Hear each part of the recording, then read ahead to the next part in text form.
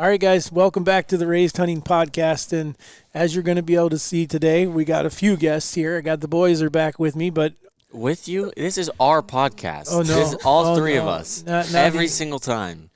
Okay. Kind of has to be because Dad doesn't even know how to. Let me go ahead. Know how to get it What's up a podcast, guys? We're gonna get to go talk for a living. Hey, okay. Hey, guys, what did you drink this morning? I've got a limited amount of time. We need to get rolling here. I've only got 12 minutes that I can give you. 12 minutes. You only paid for 12. Oh, what's your rate?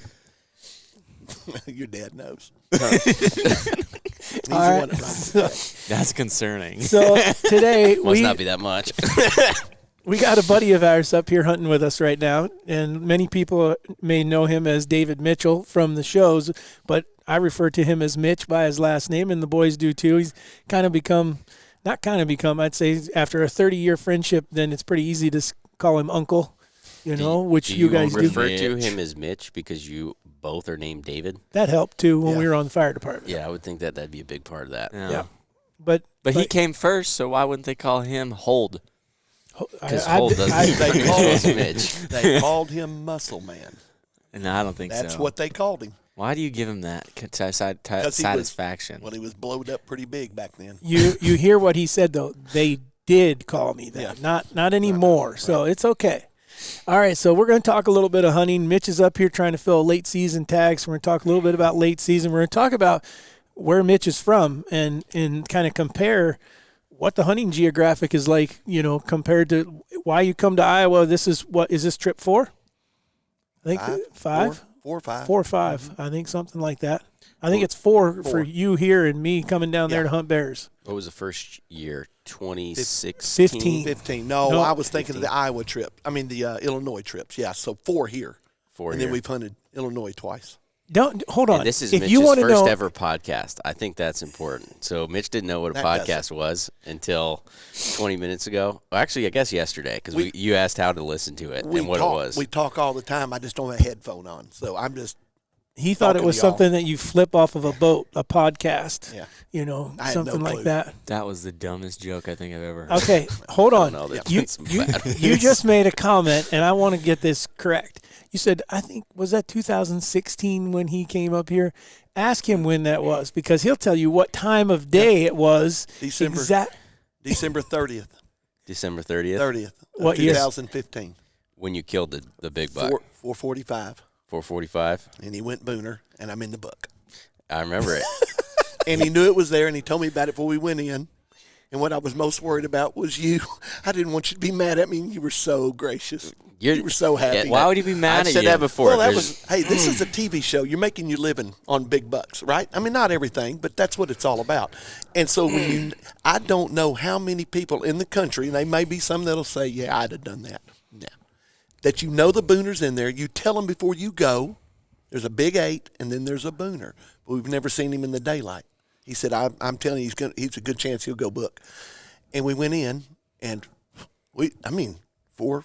It was early. Yeah. 4:15. There's one reason, though, it's so easy for other people. I mean, when I say other people, I mean, like, that random neighbor that kills a deer. It's one thing when they kill one of your deer. Yeah. But when it's a buddy and someone that's as appreciative as yourself, you don't care. You want them to kill one because you're such an appreciative guy and you're such a close friend of ours that I would want you to kill that deer as much as myself. I know that now. Did we know, though? I don't know that. Did we know that he was – I don't think we knew that deer that was that big. I think now you might be thinking that. He said that. No, he said it I could told be him that because you'd asked me numerous times, and you asked me all the time. Well, I'm just thinking back then we were not that good at nowhere near as good as we are now. But we had pulled out the pictures and looked at trail camera photos, so he would know what he was looking for, kind of thing. And he was calling him the Big Ten, is what he called him. Right, and I was like, okay, this is the Big Ten, and I do think this deer could make the book. I didn't know he would stay. The Big 8 was still alive too. Big 8 killed him. He killed him the next year. The next year. Yeah, that was 16 is when he killed the Wide 10 and the Big 8. So you were going after what? Both of those one deer? Of those two deer. I told him one of those 2 deer would be what I would hope would show up because they were the 2 mature deer. Or something that hadn't been there in a while that could show back up. Right. Of course, a 100-inch deer for me, not laughing, it's big. Right. Where I'm from, you get a 100-inch deer where I hunt in the Ozark Mountains, and I know there's big deer popped around at different places. You get a 100-inch deer in my place, I'm targeting him. Right. That's just the truth. So what was the gross of your buck? that you killed here? You scored it at 175 and 3/8. And then what did the deer classic get it at? Well, after the drying, you were dead on. I think they had the same pretty much. If you take away the drying, because what you measured, and then when you were lying for the drying, you were almost exactly right. But the thing that was good about your deer is he. So you still to this day have the only deer that we've ever killed that actually nets true over 170. Booner. Right. Yeah, and he was like Juiced 170. 170 and 2/8. 2/8. And the interesting thing about your deer, 169 and 7/8 as a straight 8. That was yeah, juice. but he's going to net. He's going to net in the Like 160. nothing, yeah. 160. But the thing about your deer that was so unique, the only reason that he stayed, this is why we know God likes Mitch so much, is because he had a split brow. Yep. And he broke broke the it off, and so he was 170 and like 2/8. Was it 2/8? So if he hadn't broke that, that is correct. He'd have been 169 and 2/8. Because it was just enough to measure. I don't remember what y'all said in the picture, but yeah. Yep. And he had done it a while back because it wasn't sharp. It was dulled. So here's an interesting question for you. So what's your second biggest deer then? 138. Was that the one in Illinois? That's a gap. No, that was on the river. There's places in Arkansas you can kill in decent Arkansas. bucks. So explain to East and I, because we don't know, what does the river mean in Arkansas? Well, this came from... You're referring to the White River. Yeah, this came from the biologist that I met through you, or the game and fish guy that you know real well. I can't remember his name. Steve, I think. Steve. Yeah, and he had said river carry nutrients. And, as I started looking at that, it's true. Even in a state like Arkansas where the bucks aren't, they're just not like this. You get on a river, and your bucks will be a little bigger. I mean, if you did research, there's no doubt. And the one I killed was a beast there. Yeah, I mean, absolutely. there's been deer that have been killed that are 150. There's even been booners killed in Arkansas, of course. So but was he a 10 or an 8? Yeah, or? he was a 10. 10, okay. And they aged him at, he wasn't a big body either. They aged him, they did the tooth thing, and I think he was 4.5. So I thought he would be older than that, but he wasn't. So the river, though, so is that, is there ag along the river? Is it? Oh, yeah. Where I killed that, yeah, it's all game and fish and then soybeans. Okay. Soybeans. Game and fish. Like yeah, public? they own it. No, yeah, public land. I killed it on public land Oh, really? with a muzzleloader. With a muzzleloader?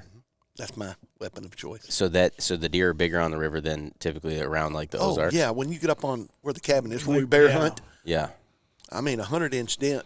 Can you kill one bear? I killed one, 128 inches up there, 2014 or 15, the same year I killed the booner maybe.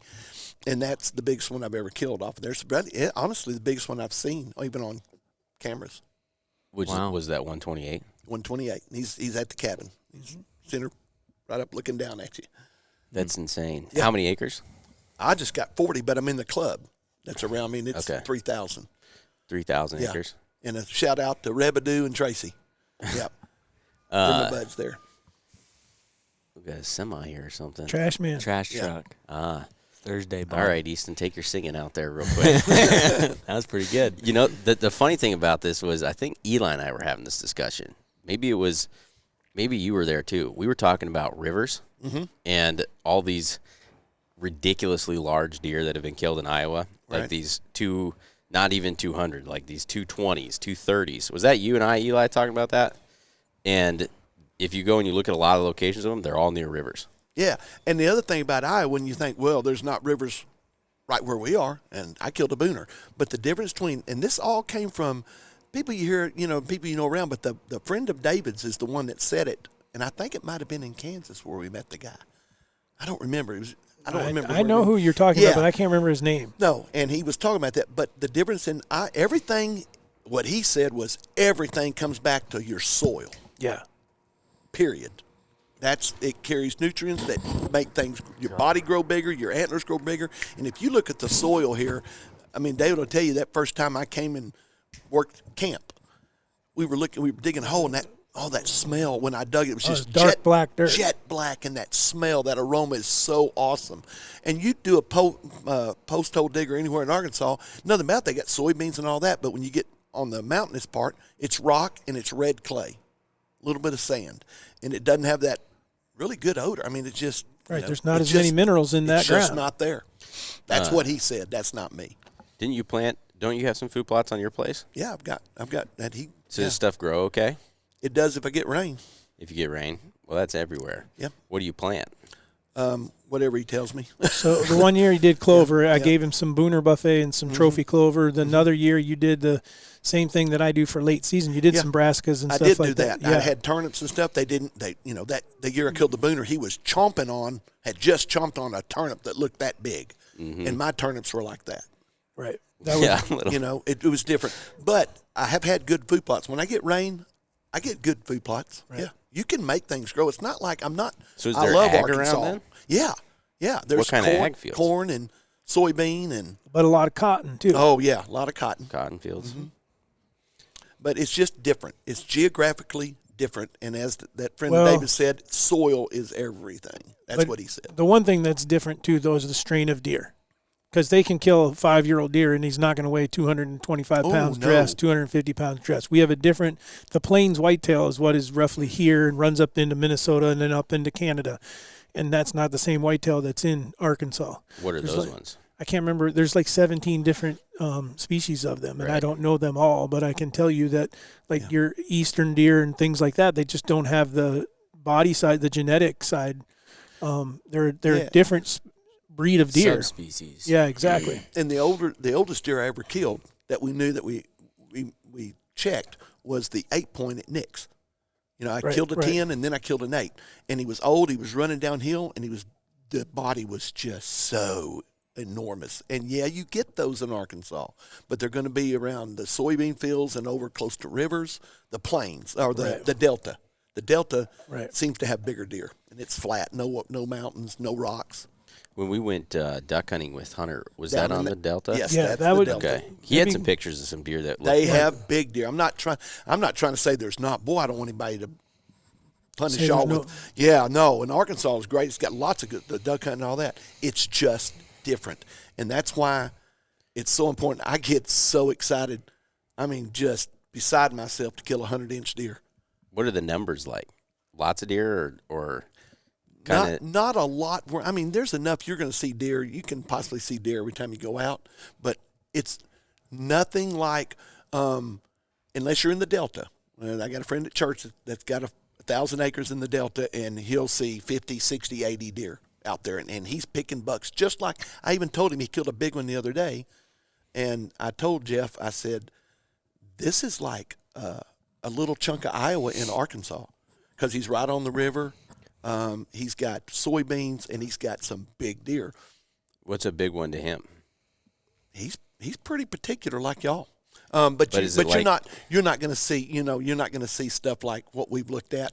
What was the one you told me, Sean? Yeah. That's a once in a. I mean, they have Thankfully, them. that deer's dead. But Mitch is just throwing out all of our biggest deer. Oh, well, there's no picture. Nobody knows what Sean is. No, Yeah. they don't know where it is or any of that. But the picture was overwhelming. A good way of putting it, I don't have any. So, like, do you Facts think on it. 150 is top end for him, or is he? No, that's not. I mean, yeah, he looks at body size. He'll age them. He's really a good hunter, and he's y'all's age. Well, he's not that young, but he's your age. Upper 20s, lower 30s, somewhere in there. And he's really good hunter. He's very particular. And you don't find a lot of that unless you've got a lot of land where you can do that. And he's in the area he's in. You can't. There's years at my cabin, lots of bear. You can pick through those. But on a buck, I have my cameras out. You got me hooked up with the Tacticams and all that, and I've got the sails, and I'll watch what comes in and out, what's being consistent. There are years, well, last year the biggest deer I had on the place ever that was consistent, I killed it. It was an 85-inch. So how many bucks do you get? Like on your 40 acres, how many bucks will you have on camera? I've counted that over the whole course of the hunting, from like when I start in September looking at them all the way till I quit in January. Yeah. I'll probably have 12, not including spikes, not including spikes that will run through during that 3 months. Wow. So 12 deer that are bigger than a spike. Yes. Total. That have any kind of rack on them for the whole year. And you hunt them.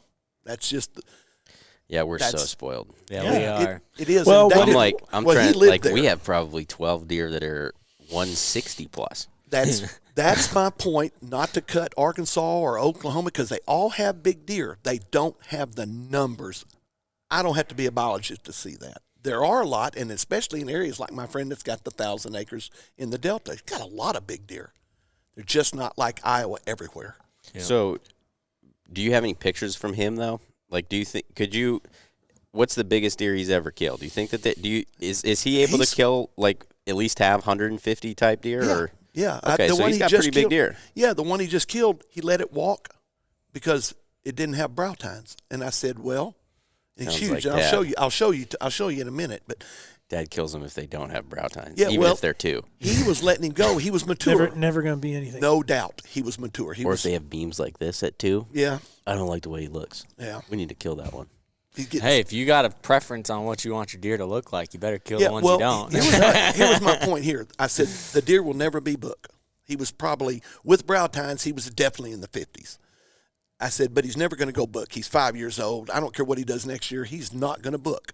So if they're not going to book or have close chance to book, if he's broke his brow tines, that's what Waylon's for. Hey, Waylon. That's our taxidermist. Waylon can build what it looked like, what it's supposed to be once they're broke. Because it's all about what the deer is, not what he lost because he got mad and fought. There's a lot of people that disagree with you on that. I know that, and that's fine. Okay. Yeah, he does. He disagrees with me. Yeah. But I think if it doesn't go book, put it back like it was. And I said, but if you kill him and he has no brows, you don't want him breeding anymore. And he thought about it and he said, yeah, the season's over tomorrow. I'm going back. And he did, and he killed it. And he was glad he did. And when he got it, they weren't broke. So is he planting food plots or just sitting over ag? Ag. Okay. And they had no brow tines. It had little lumps. And they bed in like the swamp or? No, there's trees around. No, so like they have like woods. bedding area, kind of like stuff we have. Well, there's some places in Arkansas that I'm telling you look like deer heaven. Yes. Where do you think those deer were bedding when we were with Hunter? Because like that stuff was all swamp. No, but they learn how to they'll swim. Yeah. And they'll learn how to get out there on those little I can tell you they'll just bed on the little on a log out of the water. And I know that because the first time that I hunted, he's hunted with at my uncle's place, which is just off of the Black Swamp in Arkansas. And I've never hunted it yet, and I can't remember how many acres my uncle owns there. It was several hundred. And he says, yeah, go back out here. My cousin hunts it, and he tells me, just walk back out you'll see this ridge. When you get to that ridge, put a stand up somewhere on there. I'm like, all right, I got this, man. I've been hunting now for 10 years. I take off walking with rubber boots on, and I'm walking through like just 2 inches of water, and I'm looking for walk up a ridge, and I don't find it. And I'm like, what the frick? I don't know how did I miss this? I mean, because I'm now to the river. Yeah. And I'm like, okay, and I know the river is the border, so I turn around and go back. And then I look again, and I'm like, I do not understand. I did walk out of the water one time, and that's the ridge. So then when I get out, I anything dry as a ridge. That's it may be a foot or 2 foot different in the geographic. But so what ends up happening is you look at the moss on the trees, and you can see that the moss runs up like this, where that little mound. If like what he talked about, if it's a foot or 2 foot, then if the water comes up, you might end up with 6-8 inches of water on where you're hunting. But on that mound, it's just dry. Rains or whatever. The river. When the rain hits the river, and floods. A lot of it's controlled. Yep. And so they'll let water through and like stuff. Like a dam or something. Yeah, but it's way down, so it's not like it's right here. They're a moneymaker in this duck hunting. Yes. Right. So a lot of the water is controlled, and when you have places you could go from seeing 1 or 2 deer on that ridge to 100. Because they can't go anywhere else. Because that's the dry spot where they want to bed. But Arkansas will close it, even in if it gets too high, private land. They'll shut you down if the gauge gets to a certain level on rivers. Because then it's forced. How can they do that? Because then they just close it. Yeah, they close all of deer season. They close the season. Why would the river affect closing deer season? Because you pushed all those deer up on those mounds. And so they think it's like cheating or something? It is. For sure, man. You're going to go back and you find that ridge my cousin was talking about, and there's no water on it, and everything is flooded for miles around. There's 200 deer piled up on there. Yeah, there'll be you guys several are saying like that it will flood everywhere. Everywhere. Everything That's around. And they find these mounds. And The that's what ridge that is would the be- one thing that they can get to. That would is be the kind of point. cool to was sit on that really one cool. ridge and have deer. And again, everything that we're saying is not like, I mean, because friends of mine in Arkansas and people that don't know me in Arkansas, they can counteract anything we're saying. And it's true. It's just the numbers that you're trying to talk about and the way you hunt. Like when you get flooded deer, they're easy to kill. Right. And you find that in the Delta a lot. I mean, in those guys that are hunting the Delta, you've got big deer. They're just not as many. You know, I mean, you're not going to have as many. And then their body sizes will not be the same as up here. And I killed a two. Yes, there are a few exceptions. But I'm talking about overall, and I've seen it all down there. And then up here with all the years I've been hunting with y'all. And it's just different. This area, Iowa, Illinois, Missouri, especially northern Missouri, Minnesota, Wisconsin, Kansas. they're different. Those are giant deer. Well, it's all.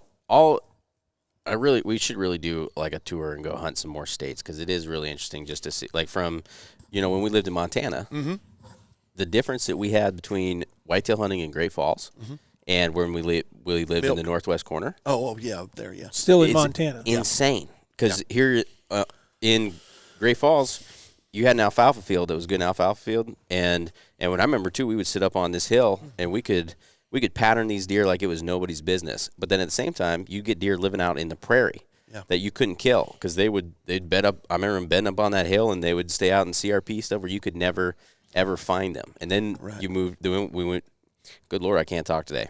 Then when we moved to the northwest corner of Montana, well, one, we had to now deal with grizzlies. Lions, wolves. The grizzlies for whitetail hunting. But two, it was, ag wasn't near as prominent. I remember we had a trail camera just by this little town called Olney, and we had, for what we were seeing, good deer on it. They were probably 130. 130 inch, which we were like, holy crap. Yeah. But looking back now on how would you ever kill those deer? Dad and I actually sat in a stand one day. I can't remember if it was opening. Was that opening day I or don't know what? if it was opening day, but it was early. Well, we're sitting in the stand, and we have all this anticipation, and I hear him. He's like, hey, and I'm thinking, holy crap, one of these deer is actually coming in. And we're in the middle of millions of acres of national forest. I'm like, what is the odds of this? And he's like, and I turn around, and it's a freaking big fat bear. And I was like, okay, that wasn't what we were looking for, but I had a bear tag. I think. I screwed up because by doing it as loudly as I did, I think the bear heard me or saw me. Yeah. Because I'm like, Warren. And then here comes this bear. And I'm like, and it was a big bear. Yeah. So, but it's, and so to kind of explain, though, a little more about what Mitch is talking about, that's just one kind of area where, so there's swamp ground and river bottom land, but then where he's hunting is mountainous. So Arkansas has a lot of different, And then there's oak ridges and stuff like that. I'm in the Ozark. I'm in the Ozark Mountains. My cabin and my land that I northern part of Arkansas. Yeah. I'm in the north central to northwest central. Kind of. Okay. I'm only an hour. The Ozarks is what borders. Missouri. Yeah. When he came to Branson, I went to eat breakfast with him. I drove an hour to get to Branson. Bad. No. So where's the Delta then? Central? No. South and mostly the southeast. And then how far is that from you? Few miles. Cool. Yeah. I'm in the foothills of the Ozarks. Searcy is. So you're kind of centrally located then. Of all these areas. Yeah, I'm pretty central, northeast central kind of. Okay. Like to my uncle's over there is what 30 miles. Yeah, I can meet his uncles. And your uncle's in the swamp. And he starts out in the swamp. He's in the Delta. How much does your uncle have? Ooh, bunch. He's got several hundred acres. Yeah. Still that they farm. Yeah. Maybe we need to go hunt that. He would. What's our uncle? How come I've never heard about Uncle this? Mickey. Oh, that's what it is. Brother. Yeah. Mickey. Oh. Yeah. Donnie has taken over all of that farm and stuff like that. He's the son-in-law, right? Yep. Yeah. And they've all hunted it for years, and they had some deer mounted on the wall. There were 145, 150, but it's just a rarity. Now, I will say this, like the gentleman or the kid that Mitch is talking about, if someone works hard enough, there was two other guys that we were friends with back that hunted Hurricane Bottom for a long time.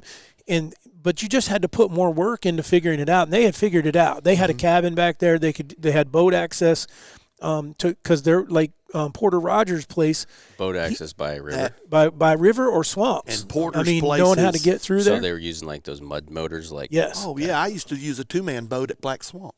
Black Swamp had bigger deer, like Hurricane. So to give you kind of a reference, let me put it this way. Mom and I went and hunted one time. She drew a muzzleloader tag for Hurricane Bottoms, which is a wildlife refuge. 17,000 acres. Big public land hunting. And we're watching the water gauge.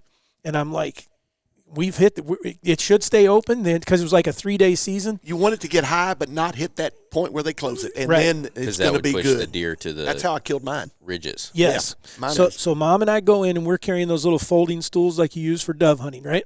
So we walk out on one morning and we get out there and we see a few deer. We see, I don't know, maybe 10 or something like that. But I was like, I found a ridge. And I was like, this is where we need to, by the time I found it, I was like, we need to go. We'll come back first thing in the morning. We're going to be right here. This is going to be perfect. You're going to get a. And that's where you saw him, was on the ridge? That's where we saw the deer that we did see. Yes. So we leave. We got to drive across a bean field to get back out of there. We drive home. We come back the next morning. And overnight, I had a GMC, what's the small version and not a full-size truck? What's the. Like Jimmy, I don't know. What is it? No. Like a Canyon? Not a Silverado. It is like a Canyon. Sierra. But anyhow, so I got this little pickup truck, and we come down, and we get the bean field. I'm pushing water with the hood. So there was nothing in there, nothing. And like the only way that I knew where the road was is I could see that you go through this, and I could see it about 200 yards. Mom's freaking. She's like, you can't do this. And I'm like, we got to do this because this is going to be. Because it'll be closed in a day or two. Yeah. The water's coming. Right. And so I push across there, all this water. Like I had a bug guard, and we're pushing water. It's 2.5 feet deep. We come out the other side. We get over there. We park. I'm like, ooh. We take off walking, and we're walking in water, which we wear rubber boots. And a lot of times, most of the guys are hunting with even like a hip wader. Well, I didn't have hip waders. We just had rubber boots, and we got to some places where it was real close. And I'm like, this doesn't make sense to me. And you got to remember, it's flat. It's not like there's big ridges and stuff. So, and there's no Onyx. There's nothing with a cell phone. You did it all off of a compass or just figuring out where you were going. And I'm like, I know I'm in the right place, but there was not water here yesterday. And then there's my stool floating. And I'm like, what the heck? Well, then there's the other one still leaning against the tree. So I know we're in the right spot, but that's how much the water had come up. So we went over the ridge. So, no. Now we get over to where I'm like, oh, this is going to be freaking. And sure enough, we started seeing deer. Because the other thing, you don't hunt a lot of times, like you hear deer in the leaves here coming. There you hear them in the water. Splash, splash, splash. Even if they're walking in the water, what they'll do is a lot of them are eating pin oaks that are floating in the water. Acorns fall and they're floating. And what you'll hear is bloop, bloop. And that's their face went down, got something.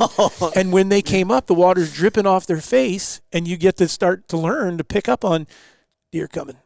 And then you start watching because they won't even ripple the water if they're going slow enough. And Really? they'll come walking. What's great when the How water. far were you walking to these spots? Oh, geez. 300, 400, 500 yards at least. There was times where I would I'll never come back with him. Yeah. I couldn't stay up with him. Well, I believed you got to get deep back. Yeah. I knew these other guys that had boat access and stuff were getting on big deer, so I figured the deeper I go, and I didn't have all that stuff, didn't have the money to have a boat or anything. No, 30 years ago, we didn't have anything. So, just throw a climber on your back and walk in there. And, Mom wasn't. The trees are straight enough to use climbers. That's the great thing is they're all perfect. I'm so jealous of that. And you take a saw with you. I don't know how many limbs we've sawed to climb. Yeah. And the first deer we ever did, we were talking about it yesterday, the first deer we ever got on camera, which he showed a few times on different episodes, was that little 7-point. Right. And, he had gone in there. I didn't help. He had gone in there, and he'd set that up perfectly at that guy's farm. And sure enough, it happened. And we'd seen that deer a mile away. Yeah, on Gerald's. Two days earlier. It was the same deer. We got it on video. This during the rut? No, October. And so David went in there and cut the limbs, but all those oak trees a lot of them are really straight. Yeah. But you may have to trim some limbs, and he did that, and we got him back then. Nobody was videotaping except Noel Feather and Fitzgerald. Maybe this is before before Outdoor Channel was everything was on ESPN or on CMT. 91 or 92. So crazy to me to imagine it. And we were using tapes. We'd have to now. carry extra tapes and stuff, Right. Because you're using tapes. Yep. Make sure your batteries are charged, and we'd get in there, and we'd get up in the tree, and And then, we were just hoping to get a shot, or we loved getting deer on video. Yeah. That was a cool thing. Take back to the fire station, everybody look at it. And then that day worked out. I mean, your dad had his grunt call. We didn't know to be in the same tree. We just hadn't learned that yet. We were close. Yeah. 5 yards me apart. to Nick, me to Eli, 5 feet, 5 yards. And we were up, and we could communicate. And he was like, deer, and I'm looking, and I zoom in. I can see it walking down a fence line. This was so cool, guys. I mean, it's all about in here. Yep. It's not about the rack, because that was big to us. And that little 7-point coming down through there, and that head jerked up, and I was like, it's working. And I'm zoomed in on it, and I can't believe it's working. And we got it on video. And he turns that deer, and it walked straight to me. It didn't come to him. It came straight to me and went, and looked up. And by that time, your dad drew, and he went, you can see it on the video. He turned, looked at your dad, and I get a pass through. Right on. People were coming out of the woodwork to the fire station in 1992 to see that. It got out, and we went on duty. We Dad were working went on viral. Oh, we were on the same shift, and your dad would just rotate it on the people were coming in the back door. And Don't those things it's so crap cool. out on you if you watch them too much? Oh yeah, they can. The videotape, will get Yeah, bad. you can transfer it. It's still not too old that he couldn't. Oh, I've did? already saved everything digitally now. Yeah, and we would have does, and we just would go out to get video, and nobody was doing it, and we did it. And I knew I wasn't going to do it for a living, but I told him 30 years ago I did. Did I not? You did. Yep. I said, you're going to have a show one day. You're made for this, because he was good on camera even then, and we didn't have any training. Yeah, he's a good talker. I just Not half as good as him, though. zoom in. Yeah, no kidding. I know where you got it from. Because I'm pretty sure that everyone that's listening right now is thinking that we killed like a whopper, it's like, because the way he tells the story. If But you had to measure him, I'd say he scored 50, 60 inches. You're a fisherman at heart, aren't you? I love fishing. Okay. I got a bass boat. I like to crappie fish, and that's good in Arkansas. How was getting him out? Did it float, I guess? now We were in the mountains. this was in the mountains where we killed that Okay. one. But now the first deer that I killed that should have been on video was Mom was Be filming. easy. We had gotten on different shifts, and so Right. he made Karen go. And so Mom goes with me, and now back then Mom and I were a lot younger. We did things and so she drank then, not just had a glass of wine. And so she had a long night the night before, and she was like, "I'm not freaking getting up at 4 o'clock in the morning." So really we don't didn't even, wanna go. we didn't climb in a tree till like 9:30. How old was she? And how old were you guys? 20s, Yeah. like 23, 20. Yeah. She was probably 23 or 24. See, I feel good about myself now. I know that my parents are a little more wild. Yeah, No, they weren't wild. They were just a little more rambunctious than they are now. but so she's suffering a little Easy, bit. nice way to put it. And you got to remember that the viewfinder, we don't have any flip out viewfinder. You're looking through the little thing, and it's black and white. Yep. It's no color. Because that was our thing. Right after we bought it, they were doing the same thing then. After I bought this camera, they were going, the color one came viewfinder. out, and I'm like, we need that. They had And he thermal did it. cameras Hey, before us, even he all the way did it. back then. Dude, It was black and He white. did it. He went and bought the color viewfinder. Thinking But- about squinting into that hungover. Oh, yeah. Oh, I So would so barf. her and I climb in the tree. We're on the edge of the water. Wait, so it films in color, but you can only see Yeah. in black and white. Right. The viewfinder wouldn't go to color. So I assume there's no changing your lighting at all. We didn't change nothing, No. man. We turned it So on, it hit just- record. Yeah, but Let it me does tell it them all. our number You only one had rule. one rule. You do not automatic focus. You have to learn to manual focus. Yeah, That's it. does it just automatically change when it gets darker, or is it just kind of a When wow? it got darker, you were done. You were done. You know, Yeah. it didn't It didn't or you just adjust let for it get anything? grainy and Yeah. you just take what you can get. And back But- then, you just let it be grainy. You're Yeah. going to kill that deer. But I was adamant with Mom that day. We need to go because the water was up, and when the water would get way up and it still wasn't closed at my uncle's, then it would come all the way to the edge of the fields. So now you get these deer that just go 50 yards in the woods and bed. And I'm like, this is going to be easy. Because we're just trying to kill a deer, a doe, anything on video.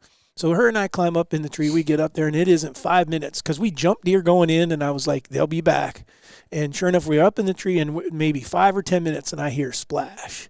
And I look down and I'm like, here comes a deer, and it's coming perfect. I'm telling her, and I'm trying to help her. I'm like, okay, you see the deer? Yep, I see it. Okay. So are you sitting on the ground or in a tree? No, we're in a tree stand. How do you Two find climbers? Two climbers and go up. So now, mom went up on her own climber? Yep. Yep. Where did that mom go? She's still there. Yeah, we didn't go very high. We were probably only 10 feet. She above you or? Yeah, we didn't. We had learned now to be in the same tree, and we were figuring it out. And so we go up, and so she was off to my right because I'm shooting this way. And so she's standing here and I'm over here. And so this doe comes walking up, and she comes out of the water and comes up on the dry ground where we are, and she's like 12 yards. And I'm like, we haven't had this where one just does the right thing, and it's daylight, like plenty of light. It's middle of the day. And so I'm like, okay, you on the deer? And she says, I'm on it. I'm like, perfect. And I come to full draw, and she goes, anytime. You're good anytime. And I'm like, never hit record. And I shoot this deer, and I center punch it. And I'm like, oh, yeah. And it runs out into the water, splash, and then stops. So I know, I'm like, and I turn, and she's like, she says, this is all on film still, so I could pull this out and prove it. We can throw the red flag if she tries to deny it. And she says, David just killed his first deer on video. And I was like, that means she got it. Yeah, I'm like wanting her to fist bump and all this. Then she turns the camera off and says, now don't be mad at me because I don't know what I got. And I'm like, what? Smart girl, what does that mean? And she's like, I just don't know. And I said, well, let me see the camera. So she gives me the camera, and I'm looking through the thing, and you could rewind it and play it in the camera. Back then, I shot a high country bow. Mm-hmm. We both did. Mm-hmm. Camouflage on the inside. What brand is that? High country was the brand. Yeah, it was like, it was a big deal. Yeah, I don't remember I what. feel so young right now. So, and on the inside of the riser is where they put the name, and it was in big white letters. She is focused on the I in high country. She saw my bow moving and went, oh, in black and white, there's something moving. That's got to be the deer right there. And that's all so you hear me shoot, but you don't see any of it. And so then we get down. We're going to do a recovery. Arrow stuck in the ground, blood all over it. And so we both climb down. We get down on the ground, and we walk over. I'm like, okay, let's at least get the recovery. We killed a deer, and walk over. I pull the thing out. I get done with the arrow, and I'm like, you're not going to believe this, but I can see the deer floating out there. They'll float in the water. You'll see their head. And I was like, I can see the deer. And about that time, she says to me, okay, you need to do that again. I'm like, what's going on? She says, I just didn't hit the record button, or it's not working. And so we don't have any of so finally she turned it on when I walked. So I went out in the water, and the water was like 2 feet deep, and floated the deer back to the thing. So that was. When you gut them, they still float, right? Not if you let the inside I would think they fill. would sink. They would fill up with water then. So then you got to drag a deer through. Yeah, but if there's that much water, you leave them whole. It floats. I'm telling you, it's like the easiest. Oh, I would imagine. Drag it. So at Black Swamp, I guys- have drugged deer through the bayou longer to keep it in the water to Yeah. get to the river. Okay. To get to my boat. So when you talk about one of these ridges, how many acres are we talking about here? Like, is it an acre? Or? Not like a quarter of an acre. 10. Okay, 10th of so an acre. what happens if you don't hit one perfect? They get in the water. That's my question. Like tracking wise, There's a blood trail in the water. Yeah, you have to be careful though. You got to keep your ears open. But the water, you got to remember, the water is so you'll still. have a blood trail in the water. Probably until the ripples hit it. It won't last long. Yeah, but you do. Yeah, like an hour, 2 hours. I don't know. Any time that I ever tracked one in the water like that, it was always immediately or like within 5-10 minutes. So you probably So don't if even you get hit the one in chance the guts, you're probably totally screwed. Yeah, you're probably not going to. I mean, the other problem that you would have there is a dog is not going to do you any good unless it's Get going him across the water and get him where on you pick the it other up dry on the other ground. side. Yeah. And I've had that happen. I've had them go, and it's really happens a lot at Black Swamp because there's a lot of sloughs and flooded places, and you got a lot of those mounds. And I don't know how many deer. I probably killed 4 or 5 deer there, and every one of them, they're going to hit the water. And you just listen. Yep. And you can tell. And then another thing, I have followed them across the water and picked up the blood trail and actually found a deer because you could hear it. I mean, it was dying. I could hear it. And I was like, oh, that's over there. In the water? I remember one doe flopping like around kicking her. in the water. Hey, it's just stop. gone down in the water. So That's got to use your ears. like during the wintertime, we love it when there's snow because we can find all the trails and everything. Imagine hunting somewhere where you don't even have a clue where a trail is because it's all water. That's it. Was there did they make scrapes and stuff? Yeah. They Or do, would they but just get washed no, over? up on the edges the where edges. it never gets underwater, they'll definitely scrape there. And you'd see rubs in the water, you know, right. like There's years where there's no water. Those sloughs are Yeah. just black and dry. Yeah. Hey, does your bayou connect to the Louisiana bayou? I don't know. There's a lot of bayous. Oh, he's from the bayou. But now to throw the big wrench, Mom hated when the water. So the reason we didn't kill a deer that day is once we got out there that day when I'm talking about the stool was leaning against the thing and she had a muzzleloader, we got out there and she said, I ain't walking, because it was dark when we walked in, and now it's gotten light and now it's all brown water and it ain't real cold, and so you get a lot of snakes. Ew. And she was like, Even during deer season, we're it's outta pretty here. warm. Oh, it can it be. can be. You can have mosquitoes come out in January. I've seen them. Oh yeah, if it warms up enough, they'll come back out. But there was a lot of snakes, right? Like it wasn't like Well, I don't want to make it sound like there Yeah, was one no, around but every corner, but it's not a surprise. right. So there's a lot. yeah, you have to think. You have to be sort of like when we hunted whitefish. You had to be conscious of a grizzly bear. Whether we didn't see one every time we went, but we know they're there. Right. Same thing with a cottonmouth. Okay, and there were certain areas that you knew.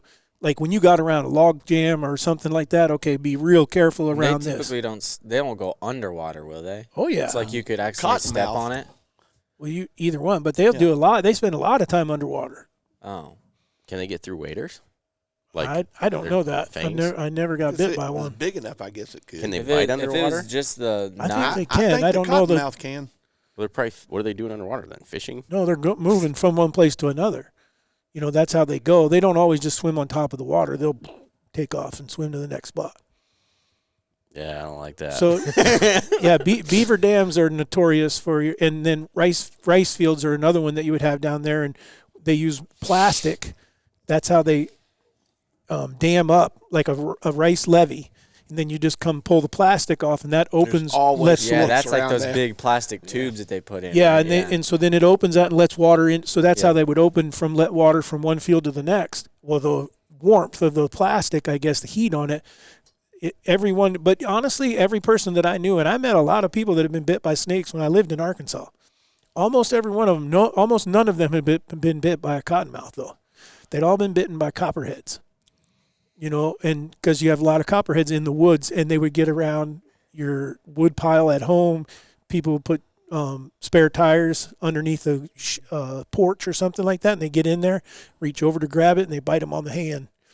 You know, so just a lot different stuff to They're deal both with. types of rattlesnakes, right? Just timber. They You had got a timber lot of rattlers there. They do have the Yeah, but is a the copperhead and diamondback, but the timber rattler. so a copperhead and a cottonmouth aren't a type of rattlesnake? No, No. copperhead is a totally different.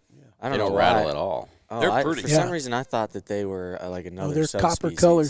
We Yeah. saw a cotton. Yeah, we didn't had we see a the- cottonmouth down in Alabama. Wasn't that what? Yes, Yeah. we killed when we were squirrel hunting. Remember that Wait, black yeah. snake looking That was a No, small that- really small cottonmouth. The it was only black about one that went down in the hole. Yeah, it was about that long, and That was poisonous. yes, I thought we were trying to grab it. No, the No. one he killed. we By killed that one right boat by the thing. boat. Yeah, Yeah. That's the one I'm talking about. That thing was mean. yeah, that that's was cottonmouth. Yeah.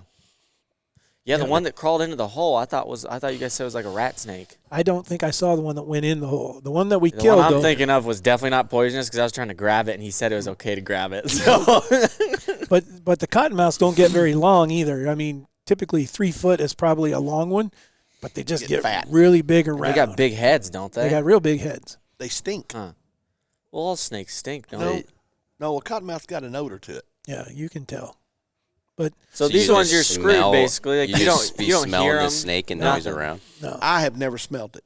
I haven't, but I've They had too kill many ya? people say they what's that? they How do fast do smell. they kill you? It's not like like you're gonna die. I mean, nowadays, if you just go to the doctor like You'll you be all normally right. would, you should be okay. Don't For panic. both of them? For all of them. I mean, all poisonous snakes now shouldn't kill people, but unless they have allergic reaction to it, you just need to get to the doctor and get taken care of. Unless it's like a king cobra. Then Well, you're just We dead. don't have those though. Yeah. Yeah, I know that. Those are only in Florida now with all the Yeah, stuff they got let everything loose. there. You know, Dad got bit by a rattlesnake once. No, Do you know Yeah, that? in Montana. did I'm not. so jealous He of didn't that. tell me. No, it was not. It didn't. I was either a dry bite or he didn't get enough to get me. Mm-hmm. I mean, left marks. I mean, the marks were there. I had a hunter, and the hunter was like, "We need to get you to the hospital." And I'm like, Dad's like, "No, there's a big bull over there. well, We're sticking that's it out." not true. I'll be honest. When you have something like that happen, you start like doubting every. Like I was like, "Ooh, I think I'm getting sick. I think I can feel it coming," And then I was like, "I better sit down." And then I'm like, I feel okay. I think I'm just nervous because my freaking heart is pounding. Right. And I was like, Well, see, out there, let's that head would to have the been, truck. how long would it have taken you to get to the hospital? 2 hours? 2 hours probably. Yeah. To Lewistown. Get back to Lewistown. That ain't going to get you in good shape. Well, you'd definitely swell up.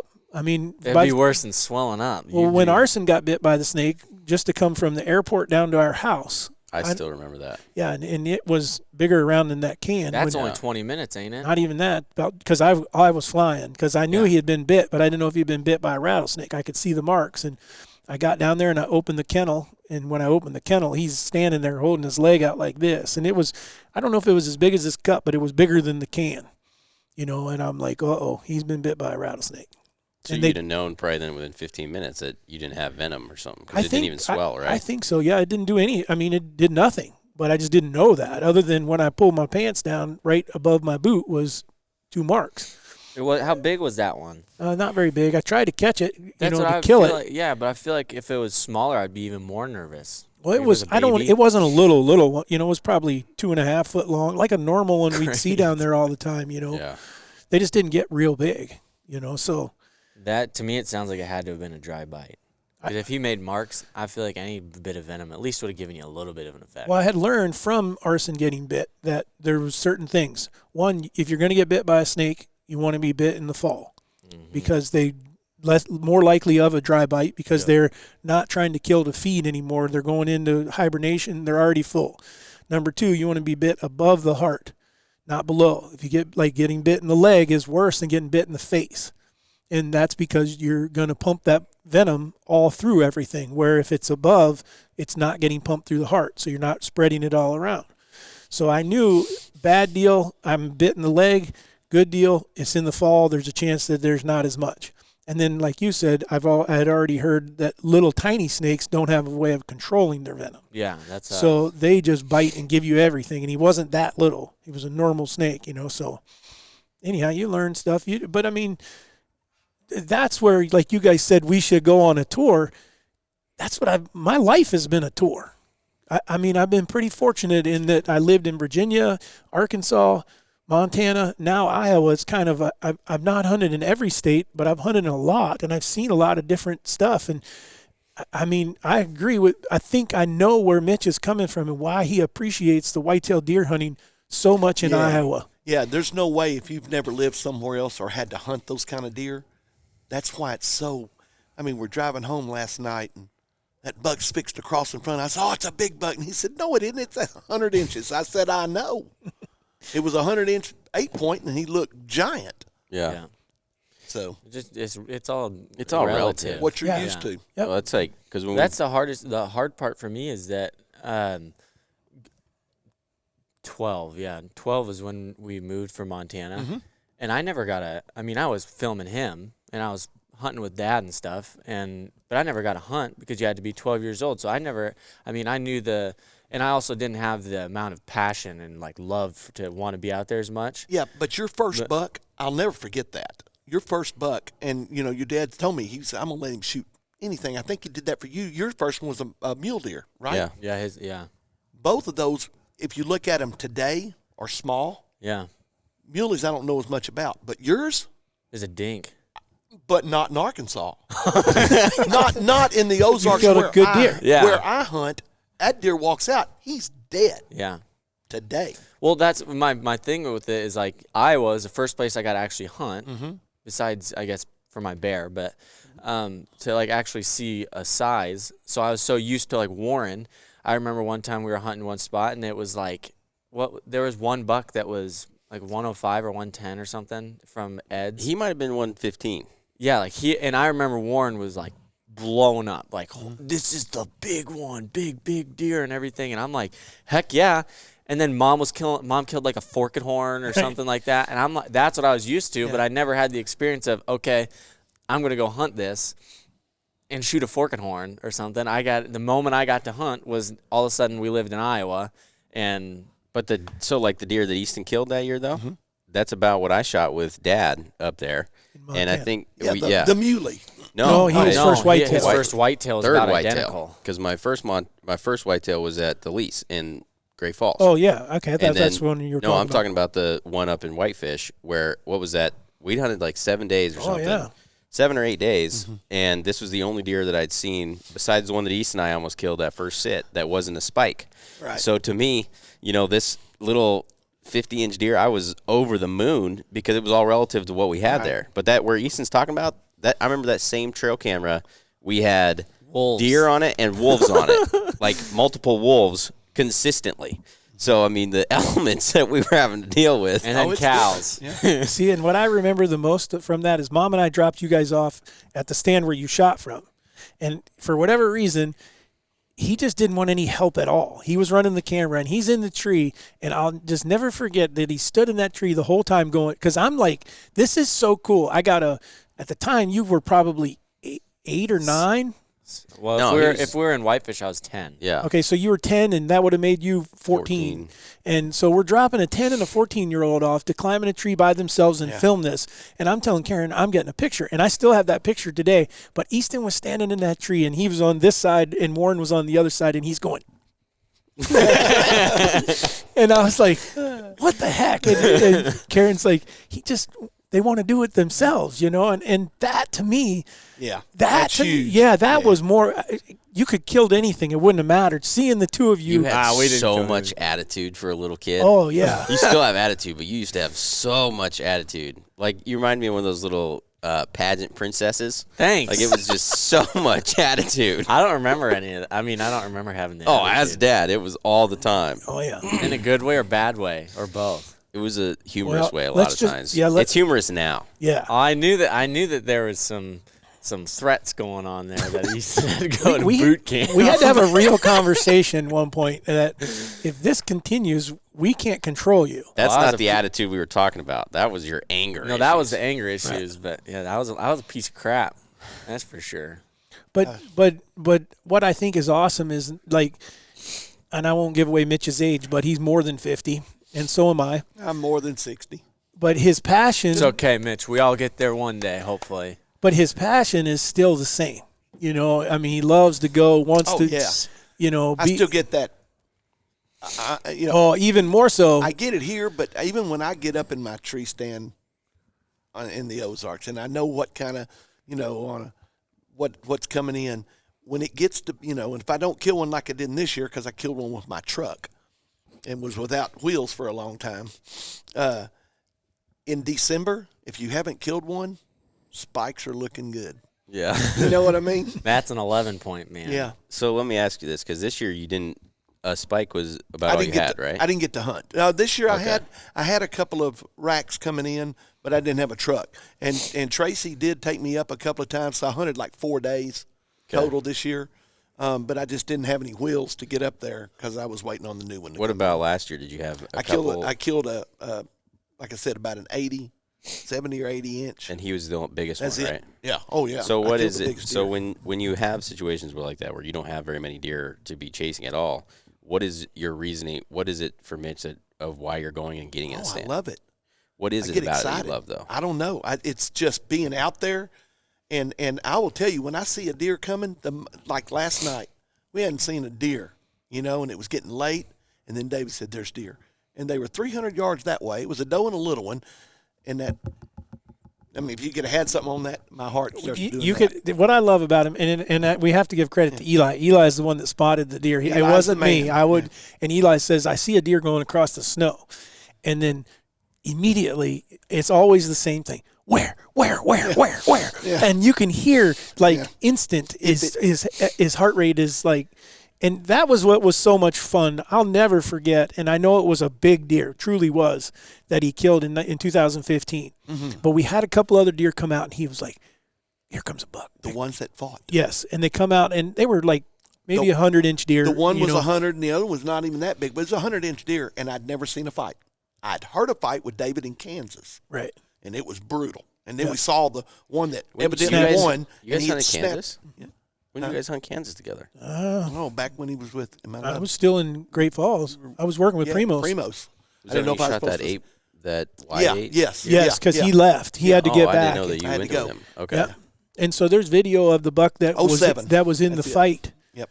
before And because he snapped the next day.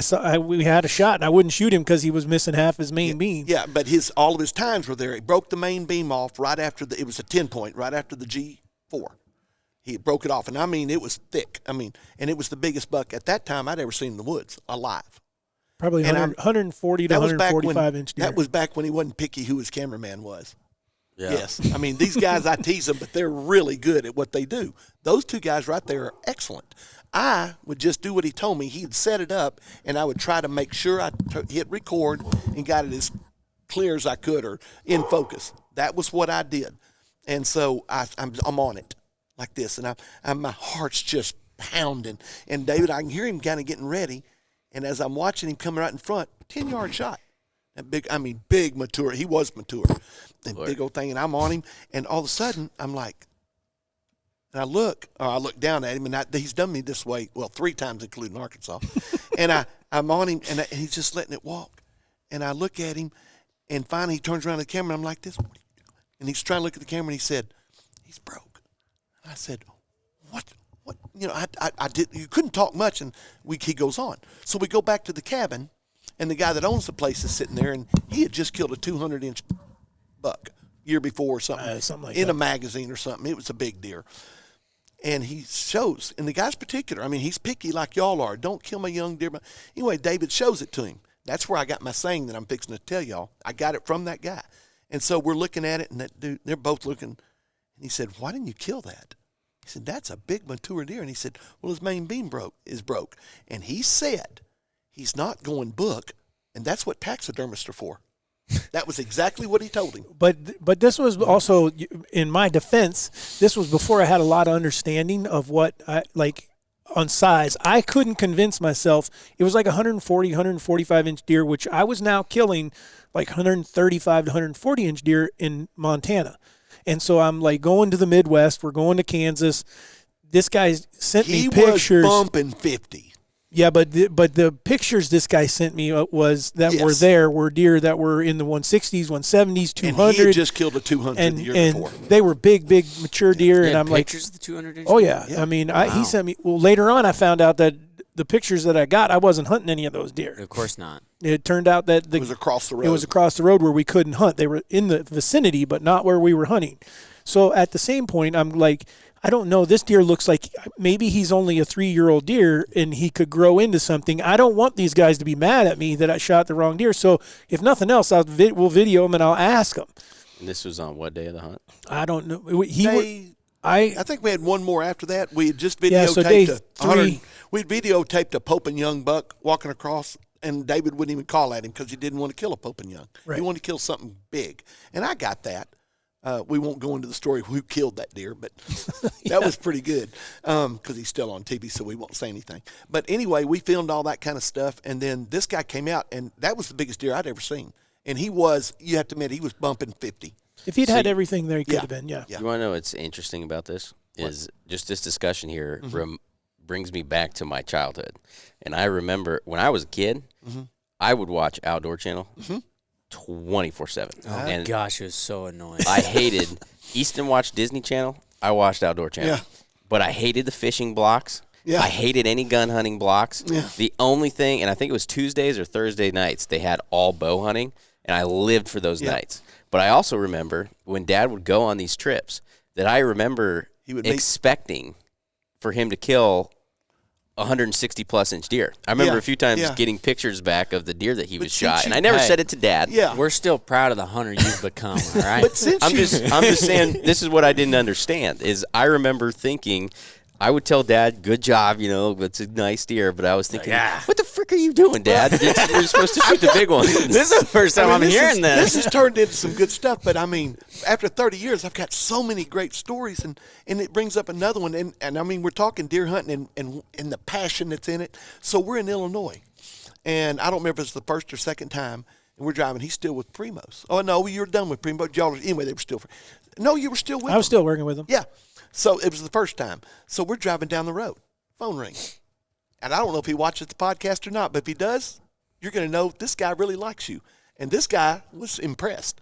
And so the phone rings. I know. And his phone rings, and he's, hey, yeah, blah, blah, blah, like that. And I said, who is that as we're driving? He said, Will Primos. So, so Will called him about something. So we get through there, and I'm questioning David. And, I mean, I finally realized he's been in the business long. He knows these people that I'm watching, that you're watching. And I was going to ask you in a minute, did you realize how many people he did know and he's met through all these things, even before he started the raised hunting when he was with Primos? He knew all these people. So we get back, and anyway, we kill a deer. It's great. You know, Nick Ingalls and his dad were so wonderful to let us, you know, come hunt there twice. And I'm so appreciative. And he asked me, we're driving. I'd killed the biggest deer I'd ever killed with my bow, ever, at that time. And then I killed another one bigger than that the next time he took me. So we're driving out, and he said, well, I know you had me fun. What was the best part?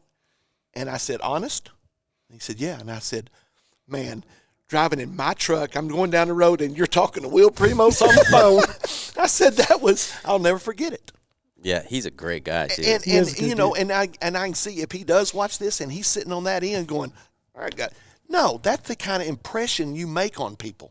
Yeah. You know? I you don't realize I remember I've never gotten to even meet him. I haven't either, and I've known him for 30 years. I ain't never met Will Primos, but I'd love to. But It's like he knows him. Yeah, he does. But my point is with that, I'm sure if Will Primos was sitting here, eventually I would think about him like I do your dad. It's your friends.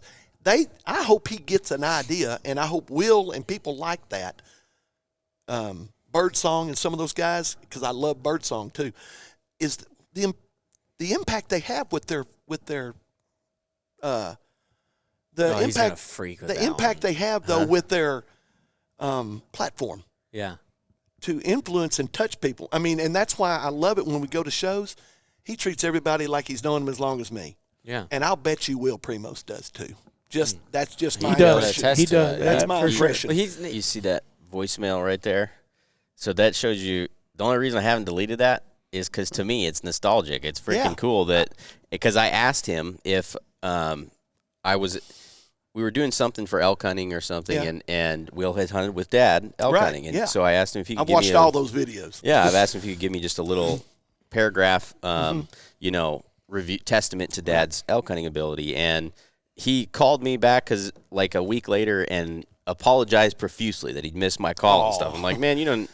I wasn't expecting you to call me back at all. I understand you're busy and everything else, and just the nicest guy. I remember the first time I ever talked to him, I was like, I don't know, probably 10 or something, whenever Dad started, because he called the house. This was before cell phones and everything, and you didn't know who, and Mom and Dad had taught us to answer the phone, you know, say, hello, Holder residents. The first time I ever talked to him, he did that. He's like, oh, Mitch. I never met him yet, you know. Well, so he calls the house, and I answer him like, hello, Holder residents, and he's like, yeah, this is Will Primos. Is David there? I'm like, yeah, 1 second. And so I like set the phone down. Deal, though, wasn't it? To me, it was a huge deal. Me too. Saying him, I really didn't. There was only, there was only 3 people I really cared to like. I really wanted to meet in the industry when I was a kid, like when I was still watching all that, and that was Will Primos, Jim Shockey, and then Michael Waddell. And Got all 3 of them. Yeah, and the great thing about it, the best thing about it that I would say 100% is that every single one of them is great guys, and because you always fear that those few people that you do see on TV or anything that then you're going to meet them and then they're an asshole and then it ruins it for you. Yeah, and all 3 of them were great guys. And I'd asked David. Still are. I knew he was good friends with Michael too, and of course Michael's a lot younger than me, but that's another one. His personality, you can just tell. He's genuine. Yeah, I like Waddell solely for the fact of we've gotten to go to the Squirrel Master Classic so much.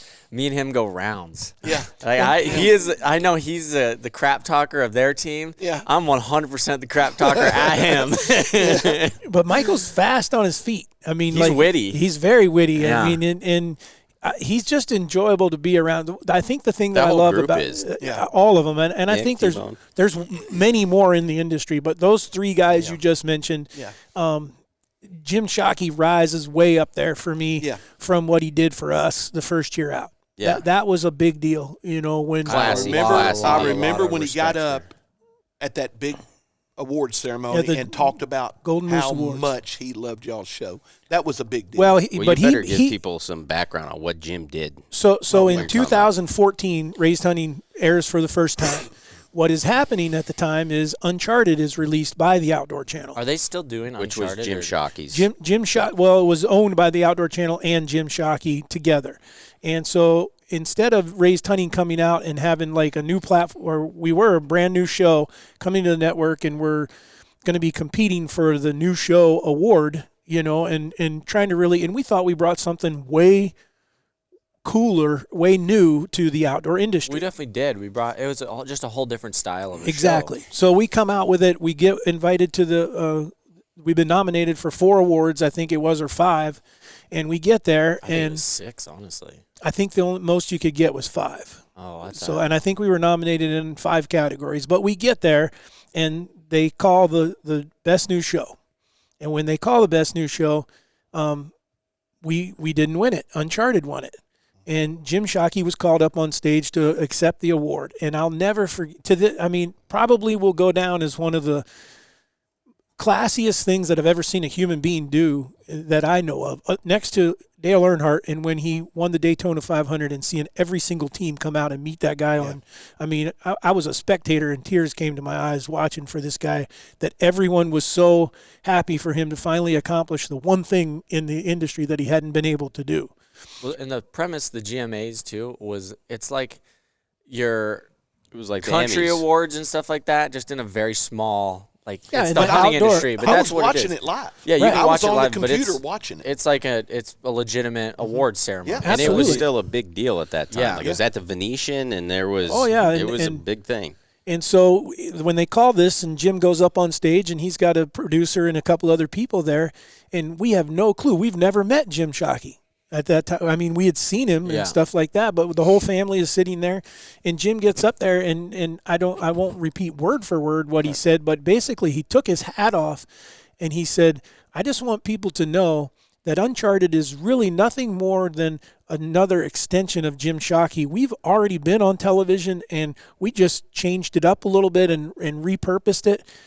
The best new show, without a doubt, here tonight is Raised Hunting." He did. And he took his hat off and did that. And to me, that we won the Best Cinematography Award that night. And we'd already won it, I think. Yes, we and had. So, and yet he still felt the inclination to do that. Yes, and I just felt like that surpassed anything that I could have, any award we could have won. Jim Shockey gave us a better award than for someone like that to recognize what the hard work, because we truly had done it from nothing. We didn't have an in with it. It was the family, and Adam Jordison. I mean, to this day, we're not working with Modern Legacy anymore, but Modern Legacy did a fantastic job of bringing something to the screen that no one had seen. And That is crazy to think about Jim specifically, solely for the fact of how much respect every one of us has for him before we ever really even met him, or him doing that. Because I remember that, like I just said to him, I hated watching all the hunting shows and stuff. I just couldn't stand sitting there, and we're watching the same thing all over and over again. The only one that I would actually sit down and enjoy, even as a little kid, was Jim Shockey. And so when we got to meet him that one time, or see him do that and then talk to him, right, is just, it's crazy to watch and grow. Like, the weirdest part I think that me and you are in a situation of is a lot of those people are still around, and a lot of those people we've watched since we were little kids, and now it's weird that we're told going that to shake to- their hand like, "Hey man, how are you? It's good Yeah. to see you again." I told that to Michael because it was the next year, I think, that And you saw him behind stage. we got to present an award. Yeah. Right? And then I think, did we accept it from him, the first one? No, maybe not. no, I But don't. anyways, to me, I told him, I said, like, I can't, to me, like, I grew up I know, was laughing so at- hard today. as a little kid watching you all the time, and now I'm standing on stage with you about to Yeah. present this award, and he's a great guy. Still texts me and would like text me and send me pictures of him with turkeys, and I was like, what a freaking good dude. He doesn't need to do anything for And you me. can go deeper than that. I think I was just sitting here listening to all this, and the fact that I know you and then you started a show, that's one thing. But the people I've met because of the show, because of David getting in the business, I would have always known him and I would have always known y'all. Nobody else would have, but I'd have known you. And then the show, and turned into such a wonderful show and such a wonderful platform in the business end. And then I start thinking of all the people I've met that no one knows, that are close to me, that still text me. We're talking all the time. Jay and Dietz and Clint and Absolutely. Nick, the Ingalls. And, I mean, I can go on and Les, people, lives right here in Iowa. These people are gold. And I would have never known them. We talk, we hug when we see each other. I'd have never known them had you not started the show. But even beyond the show, there's one thing that all of them, all the people we just mentioned, everyone you just mentioned, all one thing that everyone has in common. We all hunt. Yep. And I truly believe, and that's what the raised hunting, that was been a big premise of the baseline of what raised hunting has been trying to portray is, look at what this does. Look at how people turn out. The majority of them are good people. They're down to earth. They truly appreciate what's going on, and they show it through the appreciation. Yes, they're killing an animal, but they do it in an ethical and a humane way. And then the friends, the places, the things that you see, we all appreciate. Hearing like the other night when we heard a doe, I mean, 3 of us in there like, did you hear that? Yeah. Like little kids, It's like she was getting onto her fawn. It was really cute. Yeah, and so many people never get to experience that. And I think sometimes we can, I don't want to say we take it for granted because we don't, but we don't Or we at least try not to. Yeah, but we don't realize how many people they never even, it's not, I remember standing in line one time somewhere and I'm listening to 3 Asian people talking. And one of them was talking about an owl. And then the other one started talking about a crow. And they thought it was the same thing. They thought this crow grows in to be an owl. And then I've heard another one where they do the same thing where they think, this one was, I don't know what country they were from, but they spoke English. But this was in Yellowstone. And they thought that an elk turned into a moose. They were like, how long till, they're asking, how long do you get to look like this? And they don't. There's 2 different animals. Where's the relevancy? Is what I'm getting the at. hunting part. The relevancy is that you guys know that stuff. People you know that don't hunt, don't. they you know what a fawn is. You know what a doe is. You know I'm so glad that's the story you used to explain that. But I hunt just because it was freaking funny. No, but what I'm getting at is it's that simplistic that you hear someone that doesn't know that really surprises me. With as much as they care about rhino horns and elephant tusks and everything, you think that's they'd have them all. stereotypical. Okay, we were doing good, and I watched it. Hold It's pause. not. I watched it. I'm going to defend. Look up the religions on those. They use them as cures for erection problems. But here, listen to this. Seriously. I'm going to defend what he just said because I can bring it back closer to that. I mean, it sounded like I chopped on my state of Arkansas all day. Arkansas is great. For duck hunting, it's Iowa. I know you get duck hunting up, but it's Iowa. And then you get but what I was getting at is how many people don't know. I mean, what's the bear hunting like? It's really good. I got more bear than I got deer. Right. If the acorns don't hit, you can go to Canada if you want to. I know it's great. But you can come to Arkansas if you know somebody, and you can see just as many big ones and take your pick. If the acorns fall, it's like there's no bear. You don't know where they go. Yeah, they're on acorns. How many pigs you guys got there now? Oh, they just sent me, Rebidoo and Tracy just sent me pictures of we got to get back and trap So you're them. telling me when I get this rifle, I should come down? If you want to night hunt them, but they may Do you be use trapped. a spotlight or no? You use a green light. Most people do because it won't spook them. A white light will spook them. But you can't, you could use a spotlight? It's legal. It's legal to hunt. Oh. Hogs. You can't shoot them during you just don't find them during the day? Out. They're very nocturnal. I've killed 4 or 5, and I've had that place 11 years. Yeah. And I've killed 4 or 5 in daylight when I'm deer hunting. Yeah.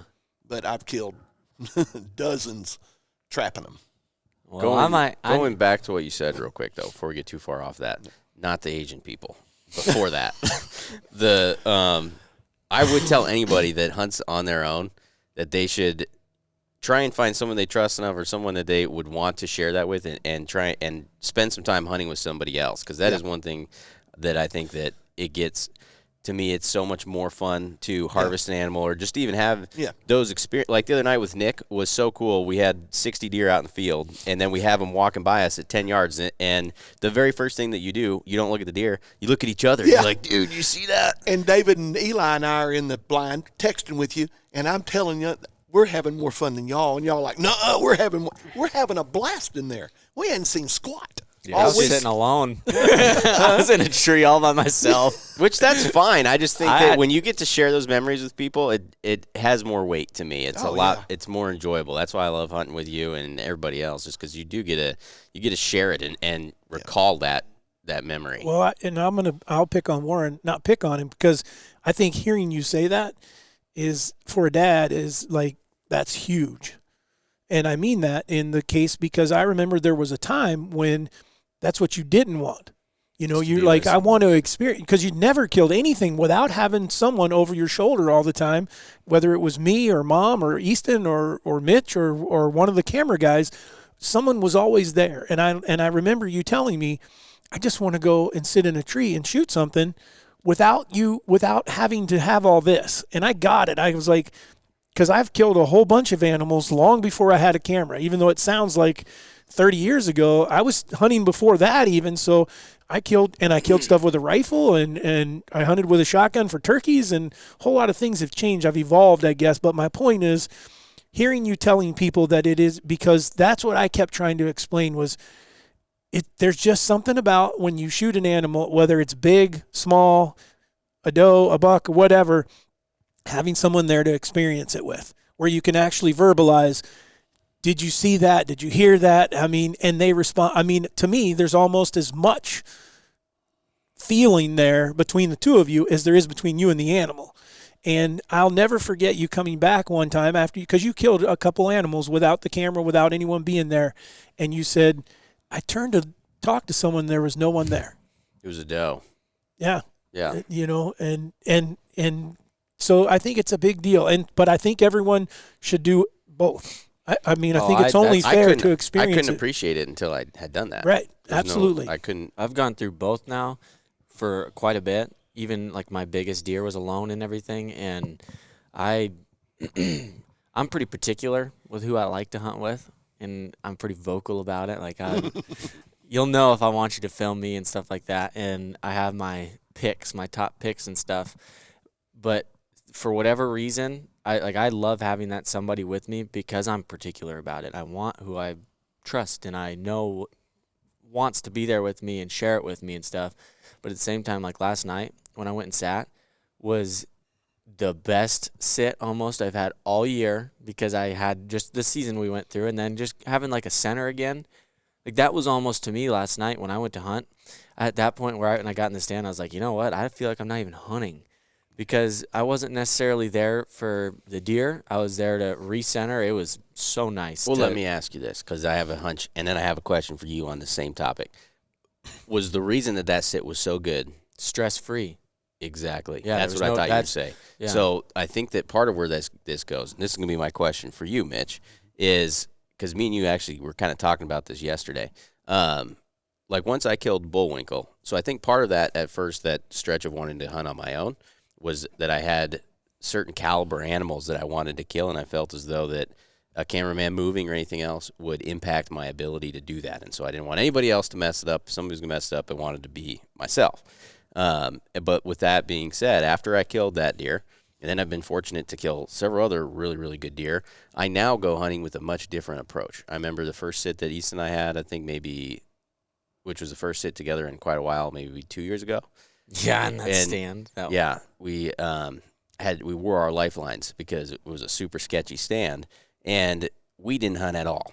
We got giggled out like early. schoolgirls and laughed the entire time. And then we did have a deer come out as we were climbing down, and it was one of the most fun hunts that I've ever had. And then now I go on hunts and stuff, and I think Eli and Nick would both attest that I'm pretty chill, because now it's to the point where, sure, I want to kill Magnum with Eli, or I want to kill this, but if something happens, it's good. I don't need to kill another deer, and it's a lot more about, Eli, and I know Eli will tell you about this because him and I talked about this a lot this year, that it was way more for us about, we didn't really even care if we saw Magnum that much. We just wanted to get into deer and have experiences and get to see stuff.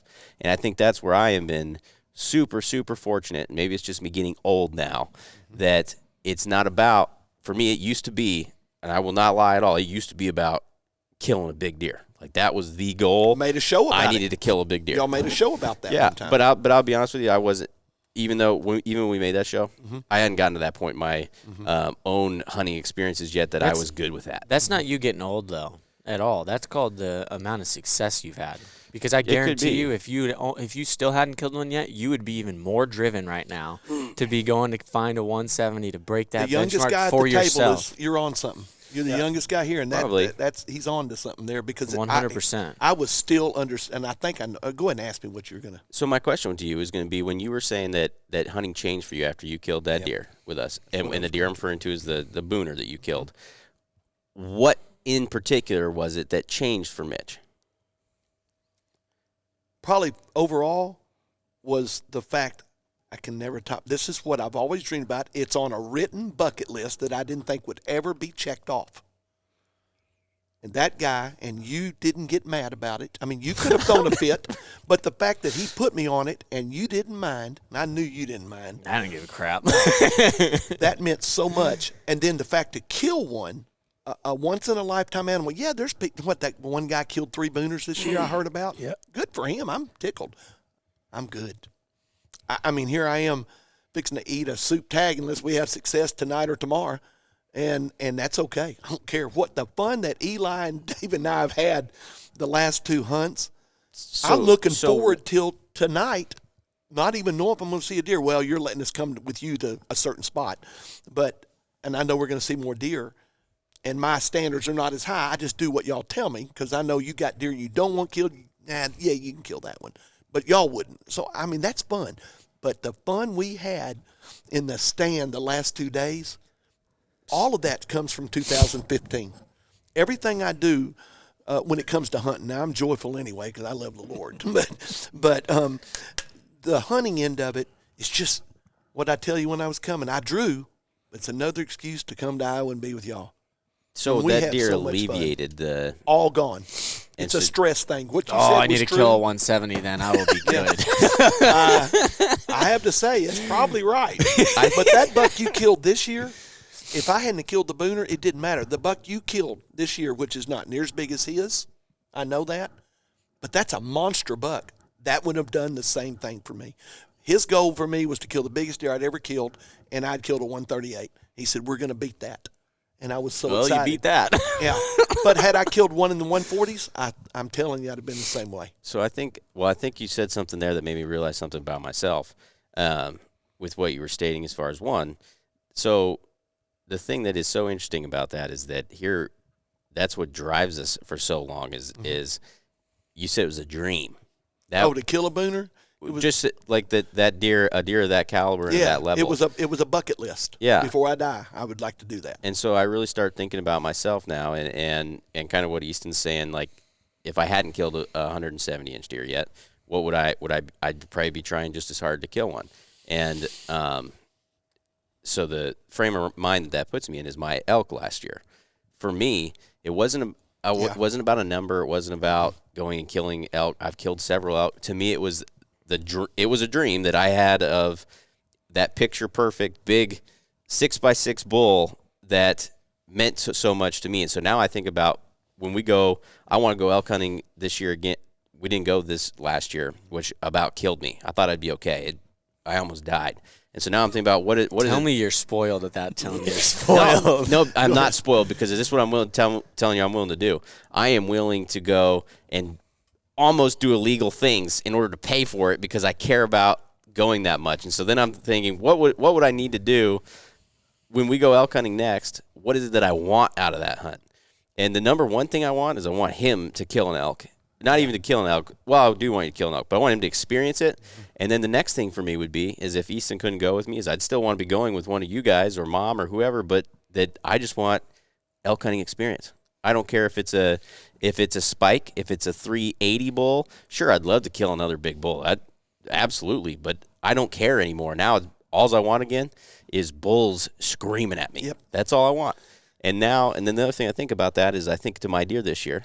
So I know I'm being long-winded here, but I think it brings up interesting things.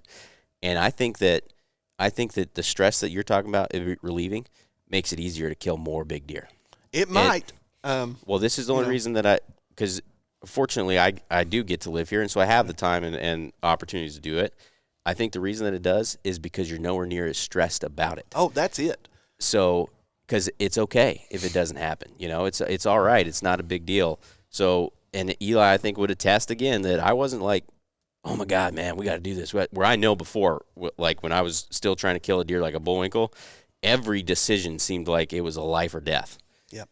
And so then I think it makes it harder because you end up with the stress that you had this year. There's even more to all this that I see looking from the outside in. And I'm going to go there because I've met everybody that's ever worked for y'all, and I've liked them.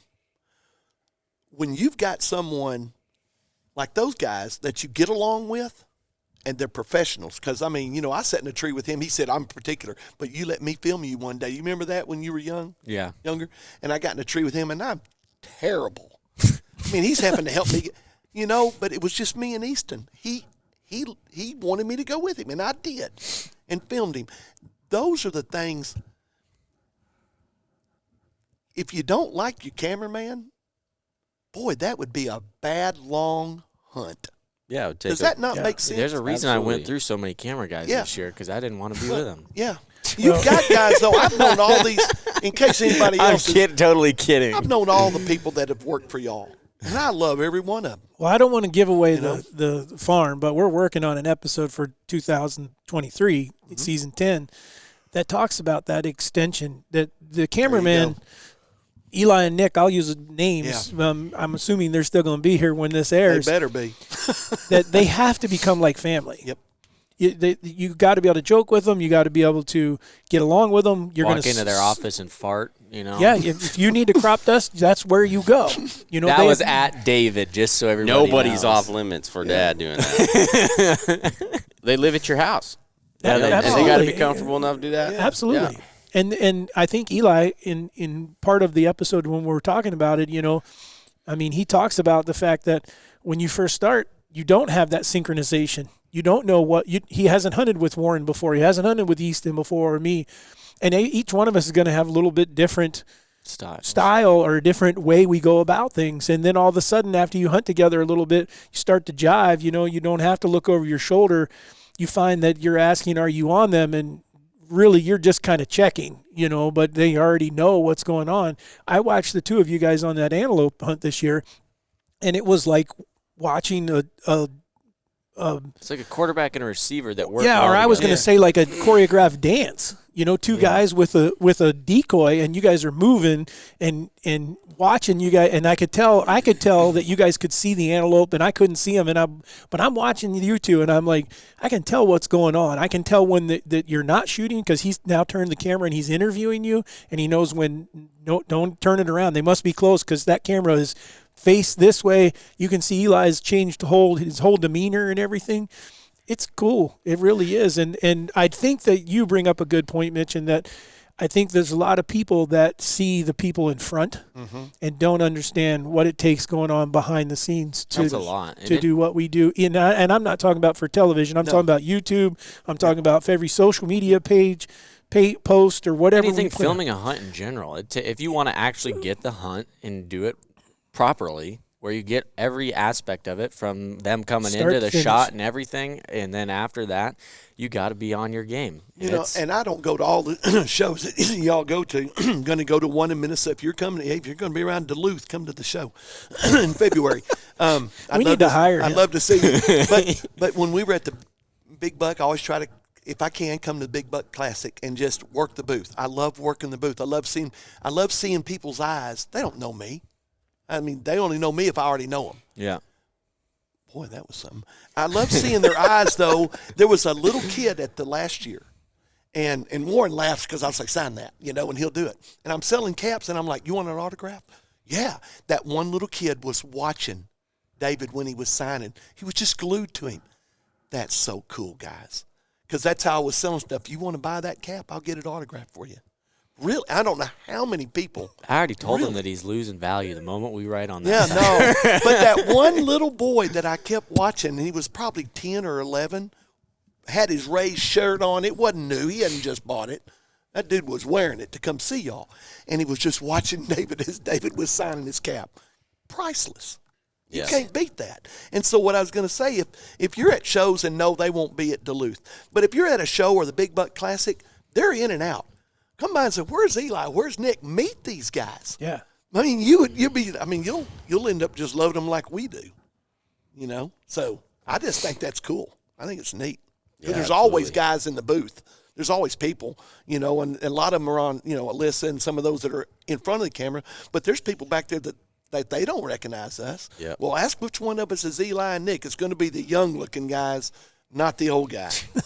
Well, then that's what's so cool about it, too, is that we have Ray's family, you know, that is there for us now. Where I remember the first deer classic we ever did, it was just the four of us. You know, it was just we set everything up. We did all of the. No thanks. We had put our little signs up and spoke to people about what the show was going to be about because it hasn't even aired yet. And then now here we are, almost 10 years later, and we've got People come to see it. such people that are so generous to us, and willing to really loyal. give us their time and Really be friends with us appreciative. and part of our family. Yeah, Oh, it's very pretty freaking cool. Any closing remarks or anything, Easton? No, you put me on the spot. Yeah. I wasn't ready for that. Mitch, you have anything you Oh, want to add? man, I'm just know this. We're going to have a lot of fun this afternoon. Yeah. We've got Eli again. You're taking Nick. We're all going to be at the same farm. That'll Yep. be so cool listening for a gunshot. If I hear him shoot, we know it's going to be big. Yeah. But if he hears me shoot, That's him and not Nick- true. He was about to shoot him and Nick are going to go, I wonder what he shot. Mitch is going to be like, what the heck? Man, you ought to see this big 8, and they'll walk over to I the almost shot a 125. shed buck the other day. Really? Oh, yeah. Because he thought No, it you was a told- yeah. premise Yeah. because we thought it was But a you know specific what? management. I know deer, we're but- closing, but that's a good point. He almost used a tag on a shed buck because he was mature. He was old. Right. That was If I classic. could have confirmed it, Yeah, I would have if you'd shot known him. it for But sure. I With wasn't no rack. 100% positive. Just so to That's what a yeah. taxidermist for. Then you go find the sheds. go find what you want, Mount put it them on the back head. there. I just didn't want to make a mistake and end up being a different deer with one eye. And it's then not- I get pictures. I'm like, oh, I shot the wrong one eye deer. Yeah. Yeah, wrong side. And it's not a taxidermist. It's Waylon. We call him by name. Waylon, my bad, Mitch. The master. I'm sorry. All right, guys. Well, we are going to close this out. I think this has been, for us, has been one of the most enjoyable podcasts that we've done. I can't thank Mitch enough for coming the 1,000 miles that he's traveled to get here, and for helping us reminisce a little bit. But also, we've enlightened some people on some other things, you know, what it's like to hunt in the South a little bit. And I love the topics that we've brought out. But at the same time, we really need you guys. Keep sending us your ideas for topics. We keep adding to the list so that we'll get to them. Some of them just aren't time relevant right now, so we're holding on to them. And then let your buddies know that, you know, hey, there's a podcast that you ought to listen to, and drop those reviews. Those 5-star reviews will help us move in a ranking, and we'll keep getting us out there so it's easier for you to find us and stuff like that. So with that, from the Raised Hunting crew, we're going to say thank you, and we appreciate you, and we'll see you next time.